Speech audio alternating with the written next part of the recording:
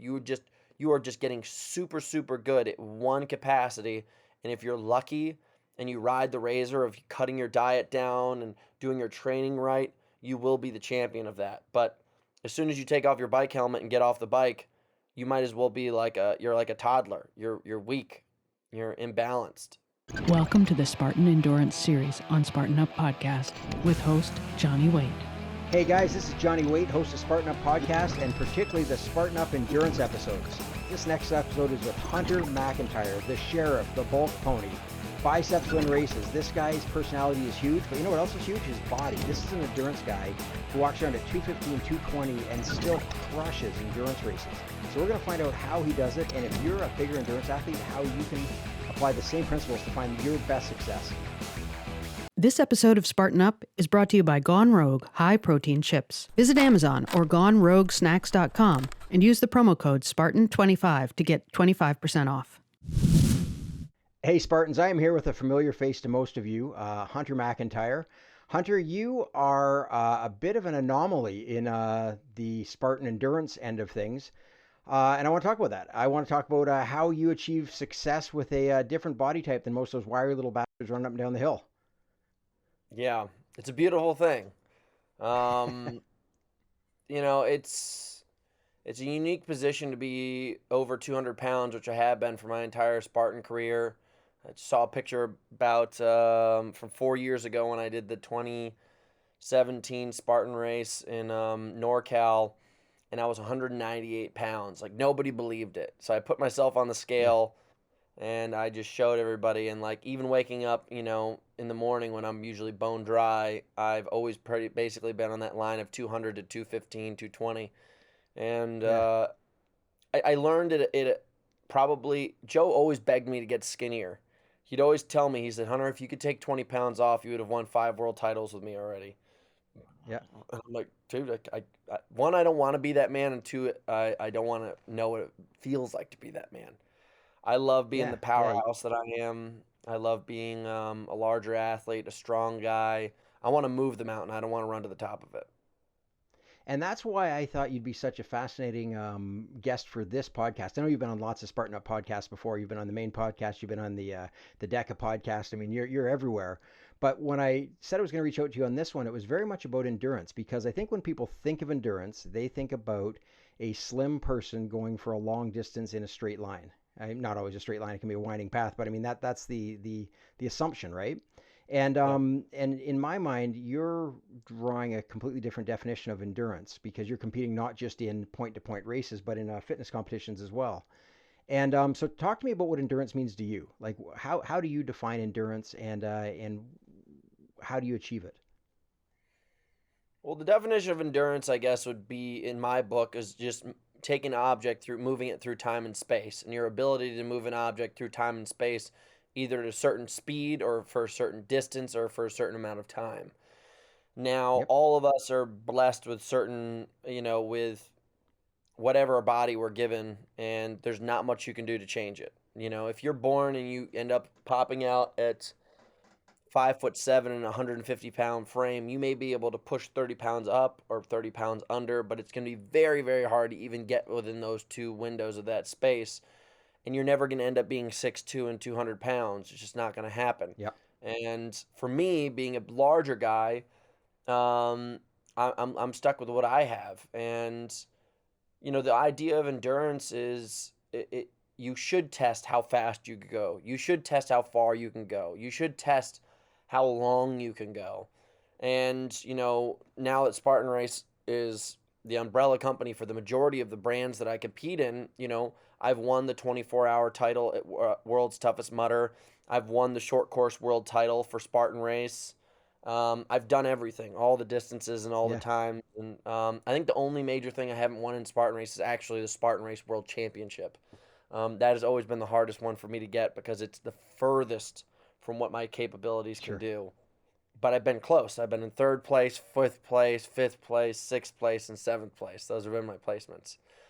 And Well, and I want to talk about that a little bit too. Just the idea that, like I say, you're a familiar face to a lot of people in Spartan, but not everyone watching this or listening to this is from the Spartan world. A lot of people are being drawn into our world, and so I just want to talk about some of your accomplishments. So I know that you won World's Toughest Mudder.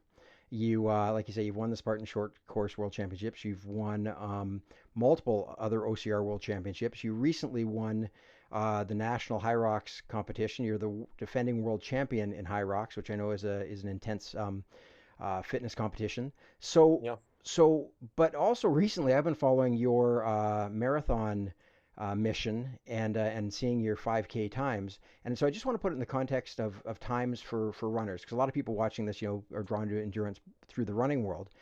Mm. You're 215 pounds running a sub 3 hour marathon, and I watched you post a 16-ish minute 5K recently. So Yeah. those are the kind of times that most people in the endurance world will aspire to their whole life and never get to, no matter how big they are or how lean they are. Yeah. So talk to me about the process that you're identifying these goals and going in and doing them. So, obviously there's that 2 hour line that Kipchoge just broke. And, Hmm. give or take some of the things that he had advantagely handed to him to get that 2 hour.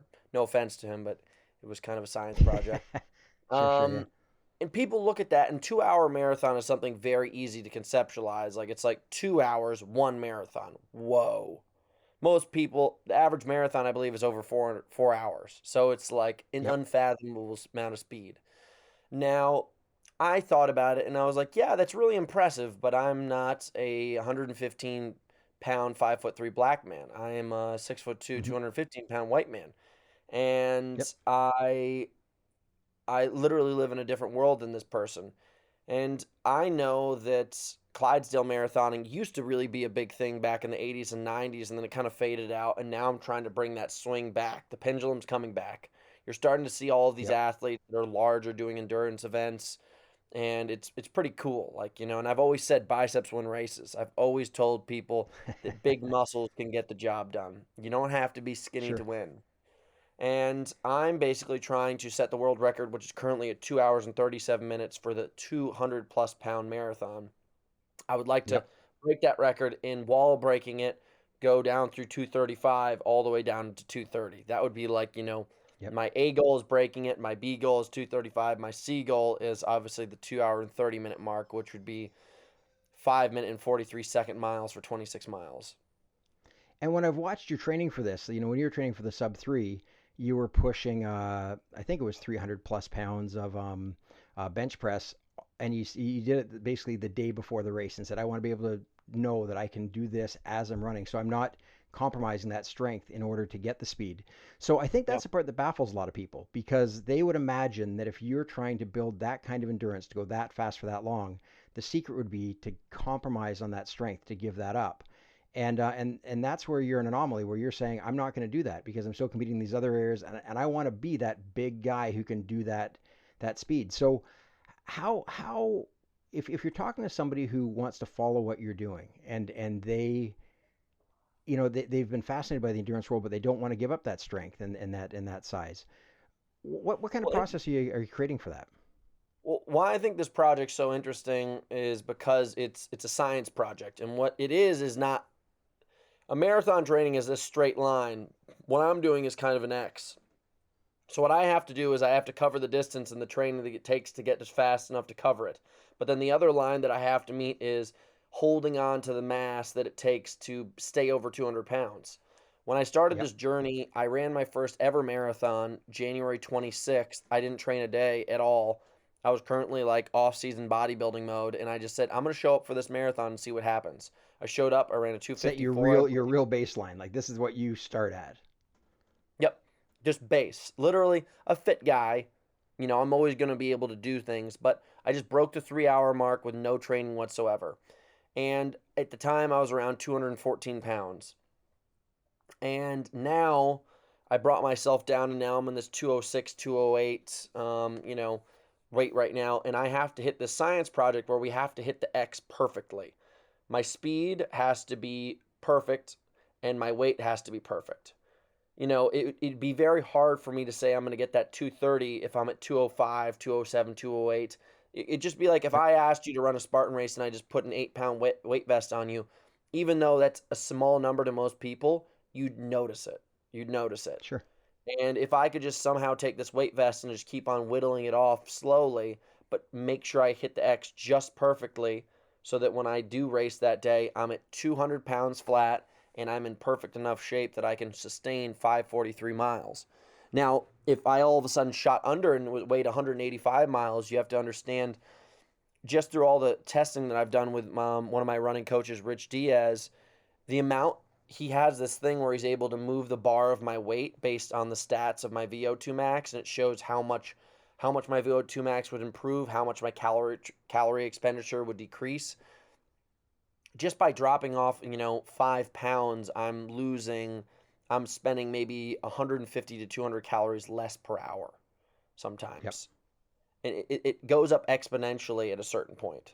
It just becomes a thing where all of a sudden your heart and your cardiovascular system is truly only designed for X amount of weight.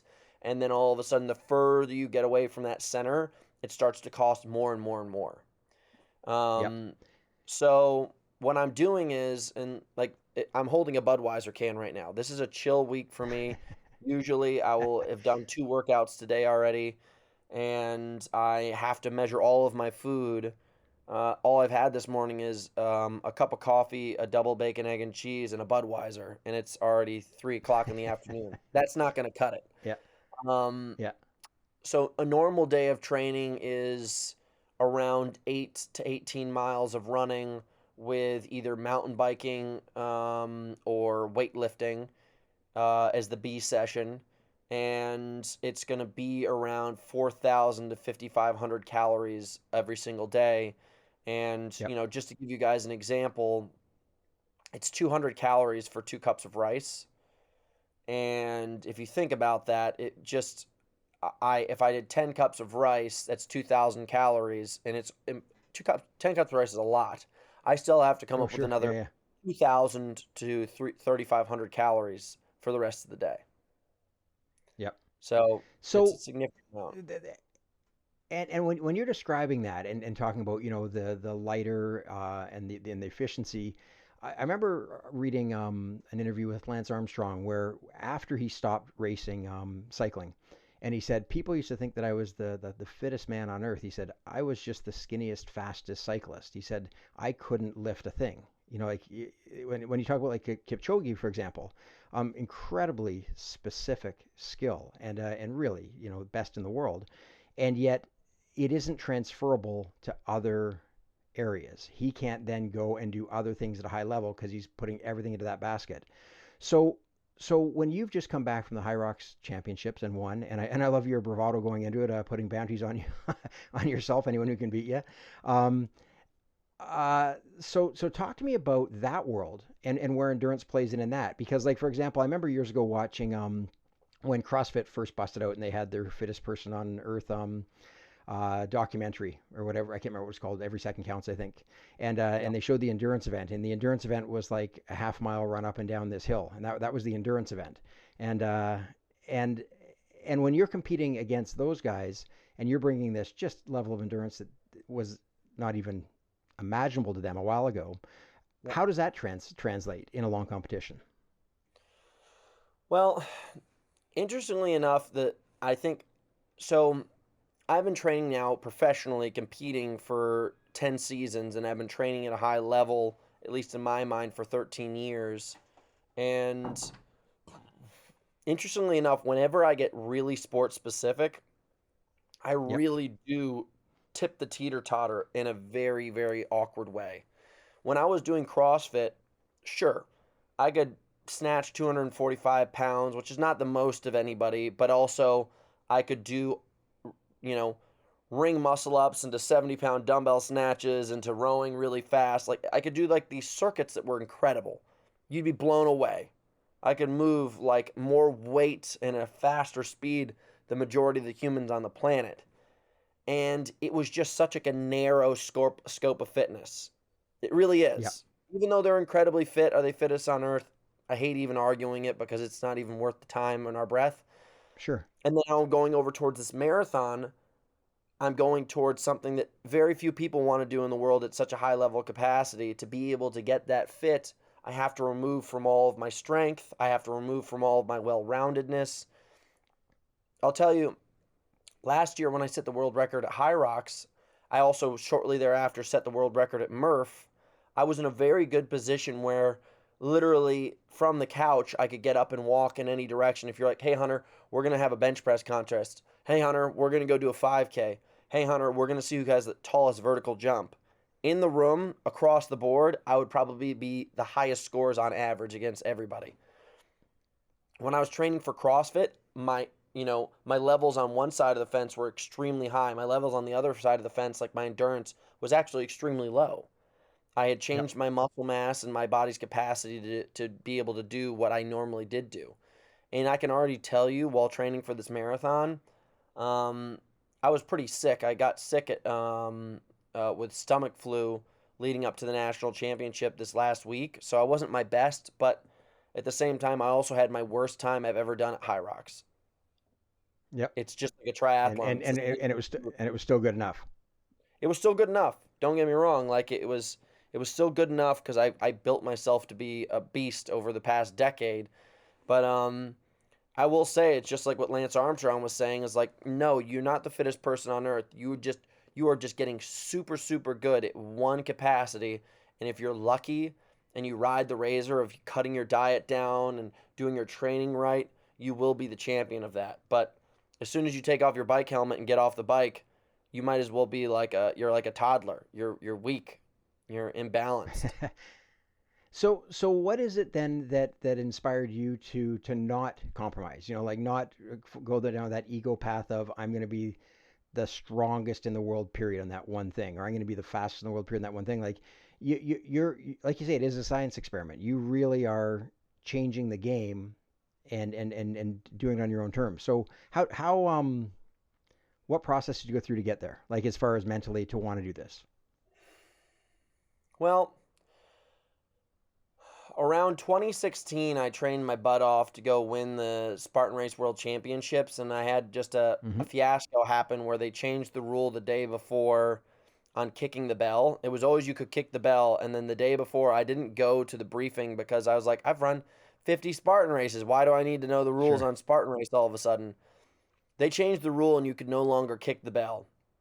I remember that. I kicked it, and I got in trouble, and I had to go back. Like, I went back and forth, and it wasted a lot of time. It also took me, what I strongly believe, took me off a podium position or a world championship position. And I got really upset with myself. I got really mad with the establishment. And then I had to have this real big conversation with myself. I said, Hunter, you've raced for the past 6 years for Spartan Race, and you've won almost everything except for this one thing, and you may spend the rest of your career trying to win it. Now, if you laid down on your deathbed, would you feel happy knowing that you spent your entire career chasing that one thing, or would you rather go out and go fight every fight, get in the boxing ring, get in the deep end of the pool, get in the powerlifting gym, just do everything? And I decided that I wanted to go consider myself to be the fittest and most well-rounded athlete in history. By the time I die, I want to have 10 world titles, 10 world records, and I want every single one of them to be on all different bar stools all around the world. Like I could sit down with everybody and have a conversation because I've been there and done that. So I decided to go expand out into the journey of wanting to be the most versatile person. And I started to do that, and I started to do the training surrounding it, at least my version of methodology of just reading tons and tons of books. This is my dad's library. Yep. My library is just all strength training, conditioning, mindset books. And I found a good formula within, I hadn't lost a race between the 2017 up until the Spartan Games. I haven't lost an event. And I took second place at Spartan Games because of what I strongly believe to be a lot of technical error based on bicycles and other stupid shit. But I hadn't lost an event, and that was 4 years, and I was doing really, really well. So now, knowing that my career's kind of within its end, like the swan song is coming to its last beat, I want to finish a couple things that I think are going to be super substantial and set a pillar for what human performance will be for the rest of time. And that's part this marathon and a few other things I'm training for. Phenomenal. That's awesome. So that brings to mind another part of endurance. You know, it's not just time and space in terms of a stopwatch. There's also time and space in terms of a calendar, right? Because you're aspiring to set some really lofty things, and like you say, while you're winding down in one area of your career. So how old are you now, and how do you see your training changing at all over the next 10 years as you achieve that? I'm 32 now, and I believe that I will be in retiring position by 35. Yep. I know with the way that I'm designed, I'm such an extreme person that if I try to start a family and get married or even get to the point where I'm having kids, then I'm not going to be capable of doing what I'm doing now and also splitting my Sure. time with my family. I know who Yep. I am. I will give them less than they deserve. Yep. And I don't want to be in that position, and I don't want them to be in that position. So Uh, you've got 3 years to knock off these goals. Basically. Awesome. Um, and that brings me to a question I wanted to ask you. Like you say, you've found out what works, and you've designed these processes and protocols. How and my understanding is that you're now putting together a program or have a program to deliver that to other athletes. Yeah. So what kind of training is it, and who'd be interested in it? Who's it targeted towards? So my company's called House, Hunter's Academy of Strength. And our idea is we have three pillars. If you look at my logo, it's got three little, it looks like almost like a crown. It's got three little pillars, and it's strength, endurance, and mindset. And in reality, almost all things that we do as humans fall under those three pillars. You know, our version of strength, our version of endurance, and our version of mindset could be handed to a top level salesman or a top level executive at a Fortune 500 Yep. company, and that person could use these same exact tactics that we use to win championships to basically overhaul or bring their company into a whole nother level. You know, Yep. I want to get to the point where I'm able to take the same exact mindset because I believe that a plan executed well, like a well executed plan can be introduced into almost any environment. You know what I mean? Yep. That's why you see special force commanders end up getting hired by bigger companies to be able to overhaul what they have going on in the company to make things more efficient. Somebody like Yep. myself who's competed against tens of thousands of athletes in, half a dozen major league sports over a decade knows what performance is, knows how to get the most out Yep. of somebody's mindset, time, dedication. And so what our training plans are is basically we have guides. We have four programs, which is like a daily program: House Pro, House OCR, Look Good Naked, which is pretty simple, like take your shirt off and let the party Yeah. start. And then ABC is Always Be Crushing. It's just dumbbells. Like if you're the kind of person who doesn't have a gym like myself or a gym membership, but you just have two dumbbells, anywhere you want to go in the world, you'll be able to do this program. So that's why I called it the ABC. Awesome. A Yeah, whole other thanks. conversation I want to have with you that we're going to dive into next, and we'll actually split into 2 episodes. But I want to finish this one with you. Tell me where people go to find out more about that, to find out more about you, about House, and how to sign up. House Training, HAOS training.com, HunterMcIntyre.com, Hunter McIntyre on Instagram, House Training on Instagram. Best resources in the world. Cool. And what we're going to come back and talk about is mindset, which we're just scratched the surface of there. And you've been in some really, really grueling events where you've pushed through and got through to the end of it. And I think about, World's Toughest Mudder is a great example of that.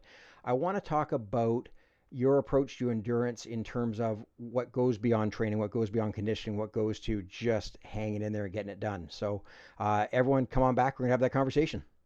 Mm-hmm. This episode of Spartan Up is brought to you by Gone Rogue High Protein Chips. Visit Amazon or GoneRogueSnacks.com and use the promo code Spartan25 to get 25% off. Thanks for listening to this episode of the Endurance Series on Spartan Up Podcast. Spartan Up is your partner in resilience for mind, body, and spirit. We're here 3 days every week. Tuesdays, you can find Joe DeSena, founder and CEO of Spartan, interviewing biohackers, business leaders, authors, and athletes. Thursdays and Saturdays, catch episodes from our DECA, Endurance, Trail, Combat, and La Ruta series. Do you know someone who needs a little nudge? Maybe they could use some motivation, tactics to be stronger, healthier, happier, more successful. Tell them about our show. And if you're watching on YouTube, leave us a comment. We want to know who's watching and who's listening. Thanks. See you next time.